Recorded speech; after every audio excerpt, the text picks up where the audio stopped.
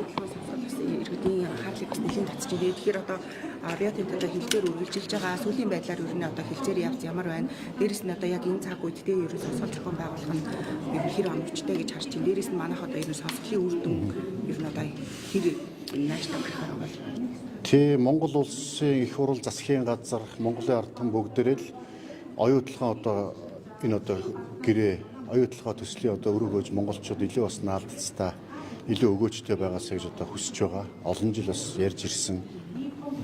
Тэгээд одоо 7 жилд нэг удаа оюутлын одоо энэ хувийн төслийн гэрээнд одоо өөрчлөлт авах гэрээтэй. Энэ 7 жилийн хугацаа бол 2025 онд болж байгаа. Тэр үүднээс өмнө жил одоо Монгол Улсын засгийн газраас ажлын хэсэг байгуулад Риотын компанитай оюутлын одоо хувийн нөлөөлөгчдийн гэрээ болон хөрөнгө оруулалтын гэрээнд өөрсдийн хилцээрээ одоо ажлын хэсэг хуралдаад хэлсэн тодорхой үр дүн гартал хугацаанд үргэлжлэхээр ингэ тохирсон байгаа. Мэдээж одоо хилцээрт одоо хоёр тал хоёулаад өөр өөрсдийн байр суурь хамгаална. Аль алинд одоо өгөөж ахиу болгох. Анх хөрөнгө оруулалтын гэрээр бол 53% нь Монголын талд ноогдох ёстой гэсэн гэрээтэй байсан боловч өнөөдөр 25 орчим хувь ноогдож байгаа. Энийгээ бид нэ 53% хүрэх зорилго тавьж байгаа. За мэдээж одоо нөгөө хөрөнгө оруулагч тал бол энийг баг байлгах юм зорилго тавьж байгаа. Тэгэхээр хилцээртэй холбоотой хилцээрийн одоо тактик, стратеги, хилцээрийн тэр нарийн шин одоо бодлого мэдээлэл олон зүйлүүд байдаг. Яг энэ одоо хилцээр хийж байгаа энэ цаг үед оюутлын төр хорооноос одоо бас нээлттэй сонсгол хийж байгаа нь бол цаг үеэ бас олоогүй юм болов уу гэж би бодож байгаа. Жохон зохимжгүй байна. Яагаад гэвэл өнөөдөр бас төр хорооноос одоо их хурлын гишүүн Батнайрамд төр хорооны дарга засгийн газраас оюутлоготой холбоотой хилцээртэй холбоотой олон одоо бичих баримтуудыг нэгсэн. Тэнд дотор нууц материалууд, маш нууц материалууд, ил байгаа материал бүгд байгаа. Мөн одоо хилцээртэй холбоотой явж байгаа бүх процессын үйл ажиллагааны одоо материалуудыг авч байгаа. Энэ одоо хилцээртэй холбоотойс Монгол Улсын засгийн газрын Монголын одоо Монгол улсын баримталж байгаа бодлого энэ одоо гадагшаа ил гарчих юм бол энэ одоо бас бидэнд тэм сайнаар эрг нөлөө үзүүлэхгүй байх.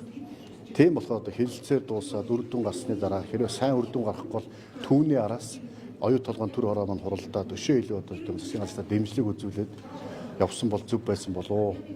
Яг одоо оюутлоготой засгийн газар хилцээр хийж байгаа үед одоо хилцээрийн тактик одоо нарийн одоо мэдээлүүд хаалттай энэ үед энэ мэдээлүүдийг ил болгоод зэрэгцээд ингээд нээлттэй сонсгол хийх нь эргээд Монгол улсын хариуцлагатай сөргөөр нөлөөлчихвээ гэсэн болгоомжл байгаа. Энэ ч үүднээс энэ одоо асуудлаараа бас танд одоо нууц мэдээлүүд өглөө мөн одоо хилцээртэй холбоотойс нарийн одоо асуудлуудын мэдээлэл өглөө шүү. Энийг одоо нууцлах ёстой шүү гэдгээс алдан бичгэндээ бичээд оюутлогын төр хороо руу мөн одоо хяналтын сонсгол хийх Батнайрамд гишүүн явуулсан байгаа. Манай талаас зээлийн хүүг хичнээн хөнгөтөр бууруулах гэсэн зорилт тавьж байгаа байна. Үүнээс гадна Риотынхоос зээлийн хүүг хэр хэмжээгээр бууруулах саналаа танилцуулсан гэсэн. Энэ ер нь манайхтай ер нь хэр ойрс байна, хэр нийттэй. За одоо бол зээлийн хүү бол 11% байгаа ойролцоогоор. Энийг бид нар бол 6% хүргэх тийм зорилго тавьж байгаа. За анхны саналаар бол одоо бидний сансан хэмжээнд бууруулах тийм санал ирээгүй байгаа. Энэ одоо хилцээрийн нууц учраас одоо энэ ус ил ярих боломжгүй байна. Тийм болохоор одоо энэ дээр одоо аль болох зээлийн хүү одоо бид өнөөдрөөс тийм үү Монгол улсын одоо зээлчих зэрэгэл сайжирсантай холбоотойгоор мөн одоо бас Монгол улсын гадаад дотоодос босгож байгаа бондын хүү одоо бас тийм нөхцөл байдал мөн одоо оюутлын компани ч гэсэн Риотын компани өөрийнх нь одоо бас зах зээл дэх үнэлгээтэй холбоотойгоор бид бас ийм саналыг тавьж байгаа. Нөхдүүд одоо бидний одоо тавьсан саналын хэмжээнд санал ирээгүй байна. Энэ хилцээр юм бас одоо тодорхой мэдээлэх боломжгүй учраас энийг цаашдаа ширмэргүй байна. Өгөөжийн тухайд одоо оюутлагч яг 4 хүчтэй ажиллаж эхлэх байгаа шүү дээ. Энэ үед одоо 20-25% гэдэг чинь бас ер нь боломжийн юм шүү гэсэн байр суурийг хэрэглэсэн хүмүүс байна л да. Тэгэхээр яг манайх одоо энэ өгөөж дээр нь ер нь хэр нааштай юм шиг. Тий, анх л одоо хөрөнгө оруулалтын гэрээ, хувь нөлөөлөгчдийн гэрээ хийж байх үед тийм үү. Ерөөсөө оюутлагоос тийм үү. Төслөөс хүртэх өр өгөөжийн 53% нь монголчууд ноогдох юм шүү гэж хэлцээр хэлсэн. Тийм болохоор өгөөж өгч эхэлсэн цагаас эхлээл 53% монголчууд ноогдож байх ёстой. Гэтэл харамсалтай нь зээлийн хүүгээр менежментийн төлбөрөөр тийм үү 53-аас одоо хүрэхгүй маш үндсэндээ 75 орчим хувь нь хөрөнгө оруулалт талд ноогдоод байгаа нь бол анх хийсэн хэлцээр анх ярьжсэн ярианд хүрэхгүй байгаа л хэлж байгаа. Монгол Улсын засгийн газар ер нь цаашдаа 34% авч үлдэн гэсэн бодолтой байгаа юу? Эсвэл 34-оор тусгай хамгаалтаар орлуулахын байр суурьтай байгаа юу? За энэ бодлогыг бол улсын их хурл гаргана. Одоо бол 34% эзэмшээд 34%-тэй холбоотой түүндээ ноогдох одоо өр зээл гэдэг үндсэндээ өрнөөс салахгүй юм байна, зээлээс салахгүй юм байна гэдэг асуудал их ярьж байна. Ер нь тусгай амнат аваад тийм үү? Ерөөсөө л орлого олж байгаа бол бүтээгдэхүүн экспорт гарч байгаа бол одоо тусгай амнат аваад явах нь зөв юм байна гэсэн бас одоо хүмүүс их ярьж байгаа манай судлаачид. Тийм болохоор одоо энэ дээр бол илүү одоо шударганж бас тийм үү? Тусгай амнат байж болно бас тийм.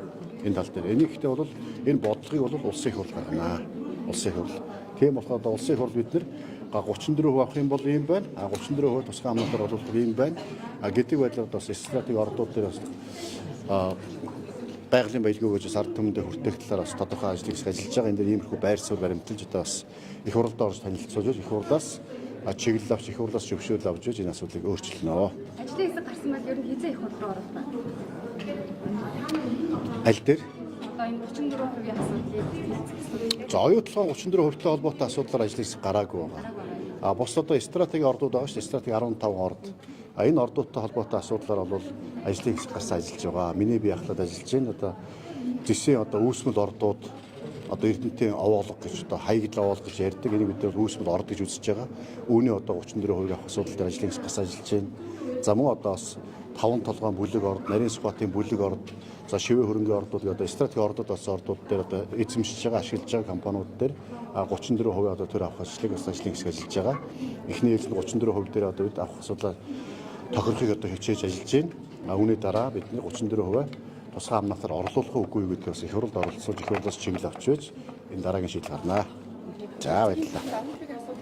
За